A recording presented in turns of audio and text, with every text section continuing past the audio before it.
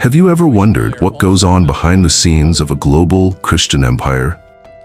Joyce Meyer, one of America's wealthiest female pastors, is a household name, inspiring millions worldwide with her straight-talking sermons and relatable biblical teachings.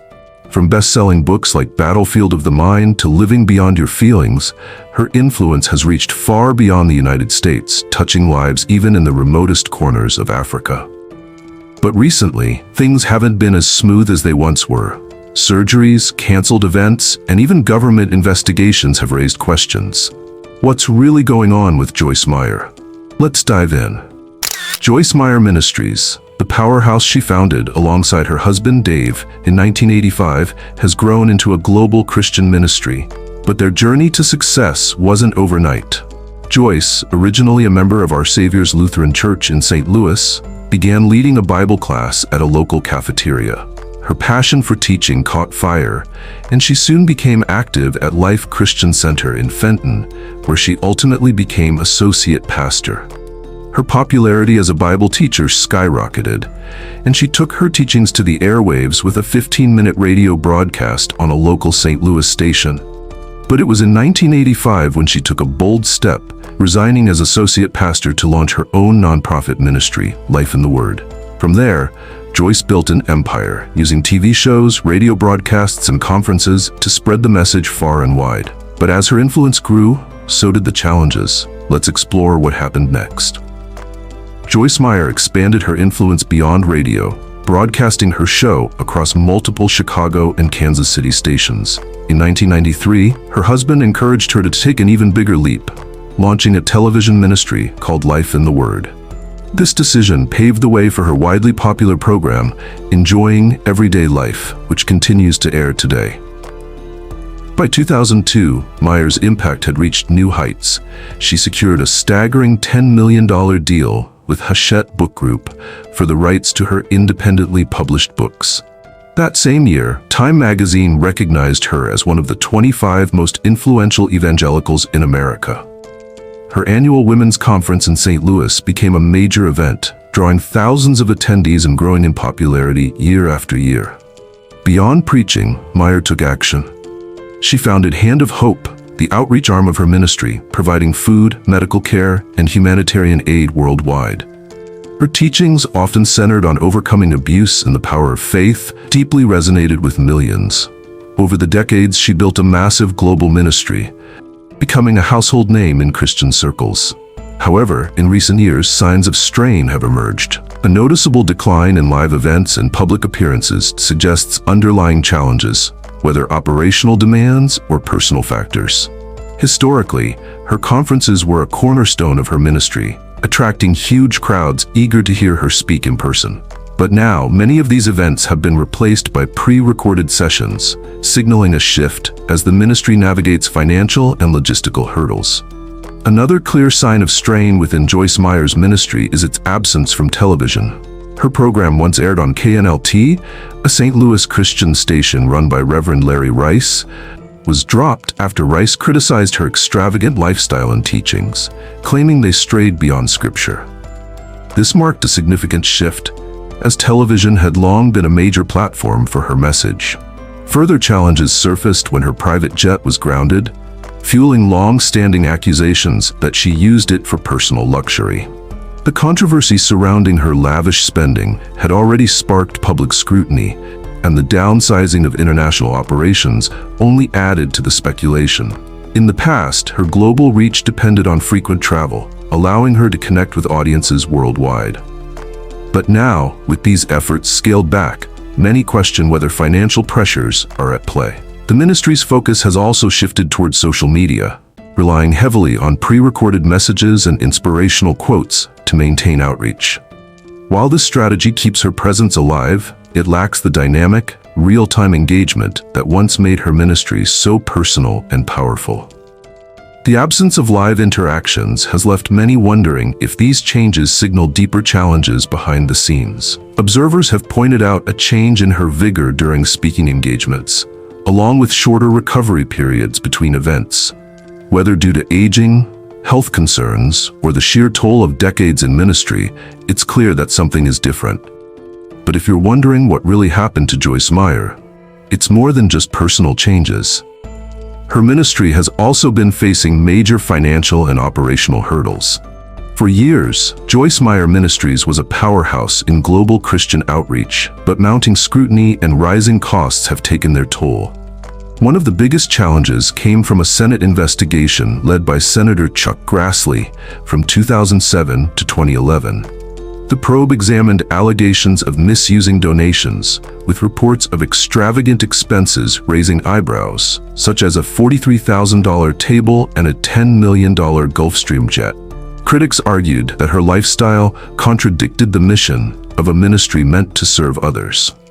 Even before the Senate inquiry, her wealth had sparked controversy. A 2003 report revealed that the ministry had funded a $2 million home for Meyer, additional houses for her children, and a $17,000 silver gray Mercedes for her husband. The headquarters, worth $2 million, featured luxurious furnishings and artwork valued at $5.7 million. These revelations led watchdog groups to push for an IRS investigation calling for more financial transparency. In response to the backlash, Joyce Meyer Ministries made key adjustments. Meyer cut her salary to $250,000 a year and restructured how she profited from book sales. The organization defended its financial practices, and Meyer herself stood firm, stating, "There's no need for us to apologize for being blessed." But managing a ministry of this scale with nearly 1,000 employees across 38 countries comes with immense challenges, and the pressure has only grown over time. Joyce Meyer Ministries has faced mounting operational costs, with annual insurance premiums alone hitting $2 million. Running extensive international outreach programs requires constant financial support, a challenge only made tougher by ongoing scrutiny of the ministry's spending. The decision to ground its private jet in recent years may have been a direct response to cost-cutting efforts and public perception. Beyond that, fluctuating donations and rising expenses continue to add financial strain. Meyer has consistently defended the ministry's financial choices, framing prosperity as a blessing and advocating for a debt-free lifestyle. However, her stance has fueled a broader debate within the Christian community. Should religious leaders be held to different financial standards than other professionals? Critics argue that extravagant spending contradicts the principles of faith, while supporters believe success is a sign of God's favor. Despite her strong defense, Meyer has acknowledged the need for change. She admitted that some of her earlier prosperity-focused teachings required adjustment, signaling a shift toward greater financial accountability. This willingness to recalibrate reflects an effort to align the ministry's financial practices with its spiritual mission. While Joyce Meyer Ministries has faced intense financial and operational hurdles, its adaptability has allowed it to maintain a significant global presence. Efforts to increase transparency and reduce Meyer's personal compensation have helped address concerns, proving that even under pressure, the ministry is willing to evolve. As Meyer's teachings evolve and the ministry adapts, its resilience remains key to its lasting influence. However, one of the darkest scandals in its history came in 2011, when the ministry became entangled in a shocking wrongful death lawsuit. The controversy began in 2009 when Christopher Coleman, the ministry's chief of security, was arrested for the brutal murder of his wife, Sherry Coleman, and their 2 sons. Investigators discovered all 3 had been strangled in their home, sending shockwaves through the faith community. The trial, which lasted until 2011, revealed disturbing details. Coleman had been having an affair and feared losing his job at Joyce Meyer Ministries if the scandal became public. Prosecutors argued that the murders were premeditated, part of his plan to start a new life. In the end, he was convicted on 3 counts of first-degree murder and sentenced to life in prison without parole. But the fallout didn't end there. Sherry Coleman's family filed a wrongful death lawsuit against the ministry, claiming Meyer and her team had ignored warning signs. The suit alleged that Christopher Coleman had sent anonymous death threats to his own family to cover his tracks, and that Meyer, as a counselor, should have recognized the danger and warned his wife. While the lawsuit was ultimately dismissed in 2013 by Circuit Judge Richard Aguirre, the case left a lasting impact on the ministry's reputation and internal operations. The chilling details of the case, along with the public scrutiny that followed, tested the ministry's strength like never before. It was a stark reminder of how personal scandals can ripple through even the most influential organizations, leaving a complex legacy in their wake. The shocking revelation that someone in a trusted leadership role could commit such horrific crimes sent waves of disbelief through Joyce Meyer Ministries. The betrayal forced the organization into deep introspection, prompting a critical reassessment of its hiring and monitoring practices. In response, the ministry tightened its employee screening process, implementing more rigorous background checks, psychological evaluations, and character assessments to ensure staff members aligned with its core values. Beyond stricter hiring measures, leadership recognized the need to rebuild trust and prevent future vulnerabilities. The organization shifted its operational culture, prioritizing transparency and accountability at all levels. Employees were encouraged to voice concerns freely, and clearer communication channels were established to address sensitive issues. This proactive approach aimed to create a safer, more supportive work environment while reinforcing the importance of clear boundaries between personal lives and professional responsibilities. Ministry leaders understood that safeguarding integrity wasn't just about policies, it was about fostering a workplace where ethical conduct was a priority. While Joyce Meyer Ministries faced challenges in its leadership structure, Meyer herself has been open about her personal struggles. Born in St. Louis, she graduated from O'Fallon Technical High School before entering a tumultuous first marriage. At just 18, she wed a part-time car salesman, a relationship she later described as deeply troubled. She revealed that her husband was unfaithful and even convinced her to steal payroll checks from her employer, which they used to fund a trip to California. Years later, Meyer claimed she repaid the money, but the damage to her first marriage was irreparable, leading to divorce after 5 years. Following her divorce, she spent time in local bars before meeting Dave Meyer, an engineering draftsman. The two married on January 7, 1967, and built a life together, raising 4 children: David, Daniel, Laura Marie, and Sandra Ellen.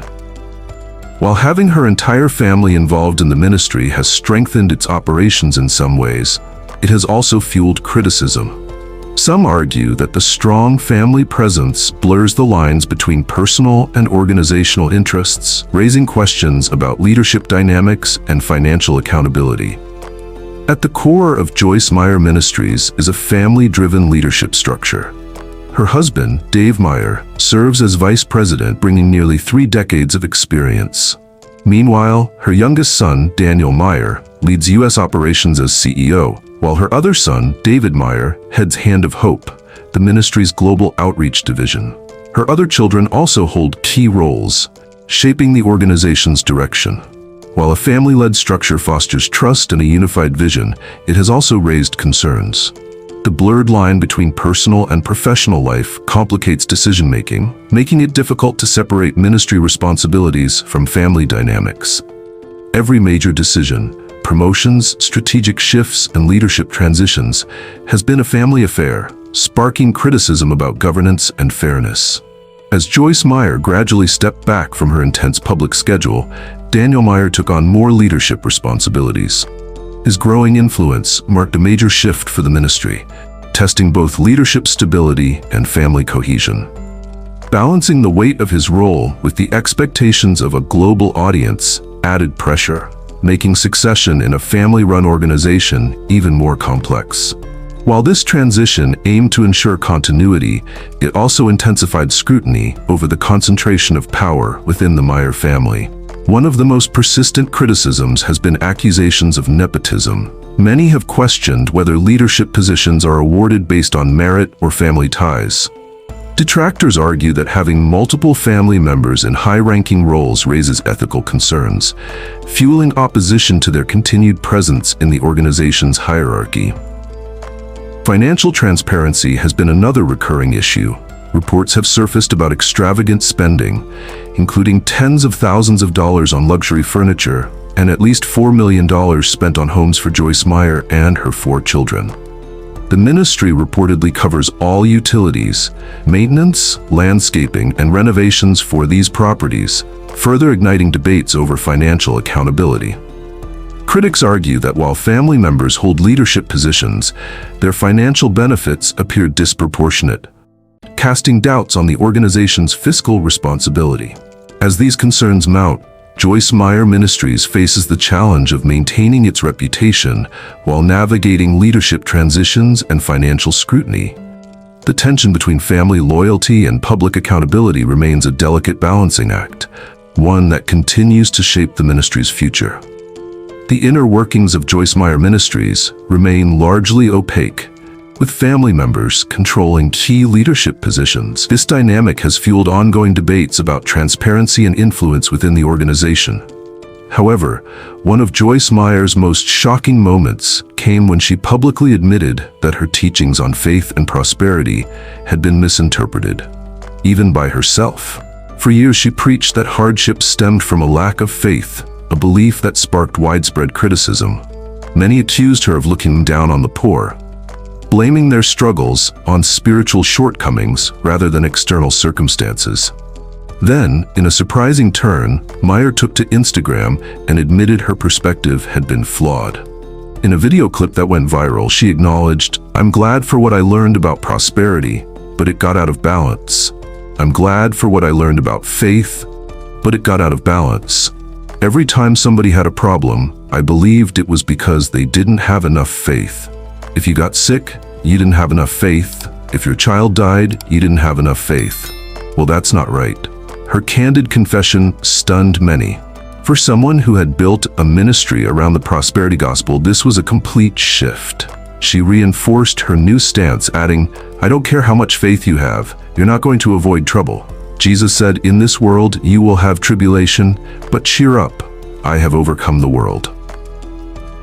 The prosperity gospel, which teaches that faith guarantees wealth and good health, has long been controversial. While it promises blessings in exchange for offerings and tithes, critics argue it exploits believers, turning faith into a transaction. Joyce Meyer was once among the most vocal proponents of this doctrine, but her recent change in position has left many wondering, was this a true transformation or a strategic move to regain trust? In addition to this theological shift, Meyer has also been battling personal health challenges, sparking concern among her followers. She recently shared on social media that she had been confined to a wheelchair for a time, but is now recovering. This revelation has only deepened the conversation.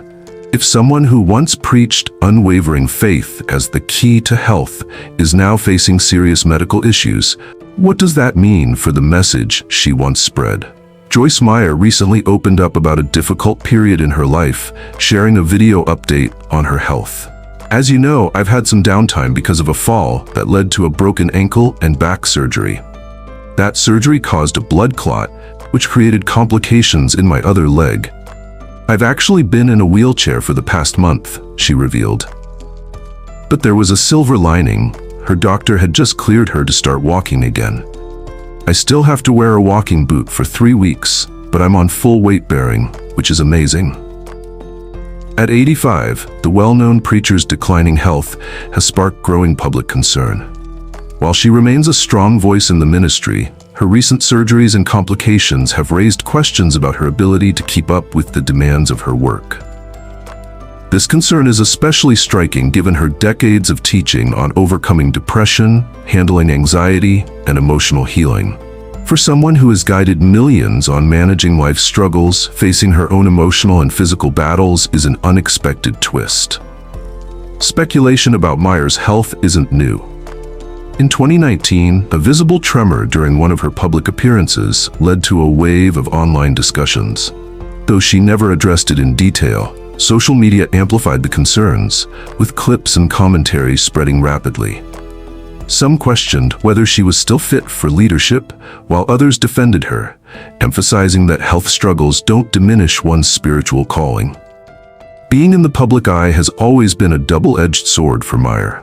Every sermon, statement, or appearance is met with both praise and criticism. While she has expanded her reach to millions worldwide, she has also faced relentless scrutiny, especially for her teachings on prosperity theology. Her message that faith leads to financial and personal blessings has inspired many, but critics argue it oversimplifies reality, turning faith into a transactional promise. Some claim it exploits vulnerable followers, encouraging them to donate with the expectation of financial rewards. Joyce Meyer has openly admitted that her views on prosperity and faith were once out of balance. This rare admission, however, hasn't quieted the critics. Another ongoing debate centers around her use of personal stories in her sermons. While some followers appreciate her openness and find her relatable, others feel these personal anecdotes overshadow the deeper theological insights that many crave. For Joyce, balancing authenticity with spiritual depth remains a delicate act. Her lifestyle choices, particularly the lavish expenses tied to her ministry, have also sparked considerable backlash. Reports of a $10 million private jet, multi-million-dollar homes, and expensive furniture have fueled accusations of extravagant living and misuse of ministry funds. Although Joyce defends her spending, claiming it's a reflection of God's blessings, critics argue that it casts doubt on her credibility as a faith leader. These concerns were brought to the forefront during a Senate investigation into the financial practices of her ministry. While the issue was ultimately resolved, it left lingering questions about transparency. Joyce Meyer's public life highlights the complexities of leading a global ministry in an era of intense public scrutiny. Despite inspiring millions with her teachings and testimony, she faces ongoing criticism related to her health, theology, and financial decisions. The challenge of maintaining a perfect image while balancing authenticity and accountability continues to shape her ministry's future. What do you think lies ahead for Joyce Meyer's ministry? Share your thoughts in the comments. Thanks for watching, and we'll see you in our next video.